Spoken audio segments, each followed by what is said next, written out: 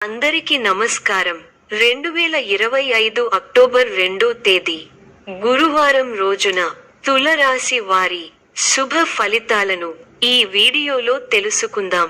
మొదటిసారిగా చూస్తున్నట్లయితే లైక్ చేసి సపోర్ట్ చేస్తారని ఆశిస్తున్నాం. ప్రారంభించిన కార్యక్రమాల్లో విజయ సిద్ధి ఉంది. ఒక శుభవార్త ఉత్సాహాన్ని కలిగిస్తుంది.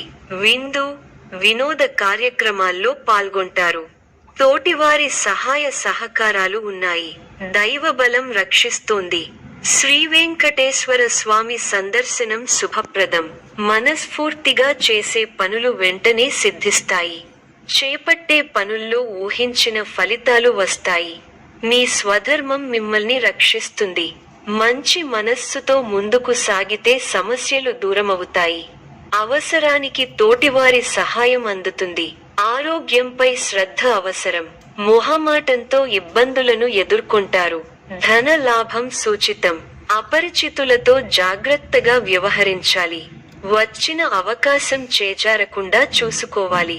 ఇప్పుడు మంచి మనస్సుతో చేసే ఆలోచనలు గొప్ప భవిష్యత్తును ఇస్తాయి. సంతృప్తికర ఫలితాలను రాబట్టడానికి ఇది సరైన సమయం. ప్రారంభించిన పనులలో పురోగతి ఉంటుంది. మానసికంగా దృఢంగా ఉంటారు. సౌభాగ్య సిద్ధి ఉంది. ఇష్టదేవతా స్తోత్రం చదవడం మంచిది. కృషికి తగిన ఫలితాలున్నాయి. చిత్తశుద్ధితో చేసే పనులు వెంటనే సిద్ధిస్తాయి. కొత్త ఆలోచన విధానంతో ముందుకు సాగితే విశేషమైన ఫలితాలు అందుకుంటారు. ముఖ్య విషయాల్లో ఏకాగ్రత సడలకుండా చూసుకోవాలి.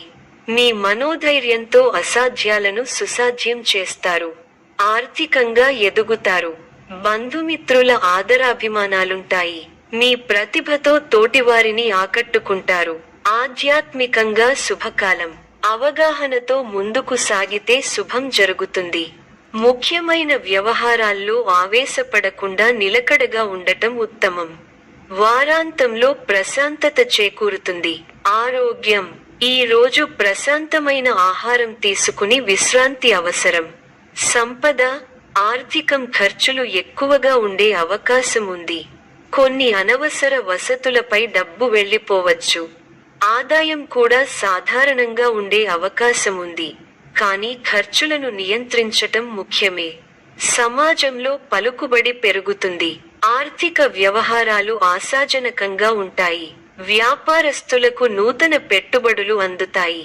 సమయానికి పనులు పూర్తి చేయగలుగుతారు. వ్యాపారాలలో ఆశించిన లాభాలు అందుకుంటారు. ఉద్యోగాలలో అధికారులు సహాయ సహకారాలతో అవకాశాలు అందుకుంటారు. వృత్తి, ఉద్యోగం, కార్యాలయంలో పని ఒత్తిడి ఎక్కువగా ఉండొచ్చు. ఆలస్యం ఉంటుంది. ఇతరులతో సహకారం. కుటుంబ సంబంధాలు. కుటుంబంలో చిన్న విభేదాలు ఉదయొచ్చు. కానీ అవి పెద్దగా ఆకర్షణలకు కారణం కావు. సహనం, మనసు స్థిరంగా ఉంచడం అవసరం. మధ్యాహ్న కాలంలో శ్రద్ధ పెరగవచ్చు. సూచనలు, పూజలు, దాన సంప్రదాయ విధులు చేయడం ఉపశమనం తీసుకొస్తుంది. శుభ కార్యక్రమాలు మధ్యాహ్నాన లేదా సాయంత్ర సమయంలో ప్రారంభించటం మంచిది. ఆధ్యాత్మిక చైతన్యం శ్రేయస్కరం.